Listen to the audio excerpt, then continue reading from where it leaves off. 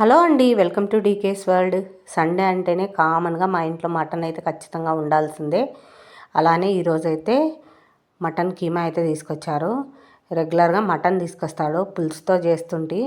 But అది తిని తిని బోర్ కొట్టేసిందని ఇలాగైతే కీమా అయితే చేస్తున్నాను. ఆఫ్టర్ 1 మంత్ ఈరోజైతే కీమా చేస్తున్నాను.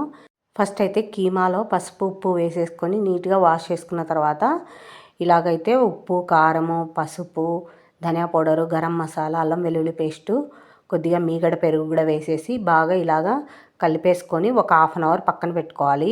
చాలా బాగుంటుంది ఈ కీమా కర్రీ మాత్రం. ఈ కర్రీకి మెయిన్గా ఒక స్పెషల్ మసాలా ప్రిపేర్ చేసుకోవాలి. ఇక్కడ నేను అదే చేస్తున్నాను.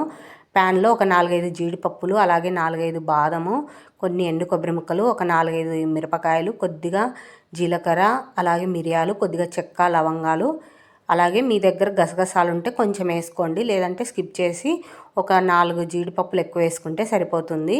ఇలాగ వేయించుకొని పక్కన పెట్టుకోవాలి. అలాగే దీనికి మెయిన్గా ఫ్రైడ్ ఆనియన్స్ కూడా కావాలి. అది కూడా నేనైతే వేయించుకొని పక్కన పెట్టుకున్నాను.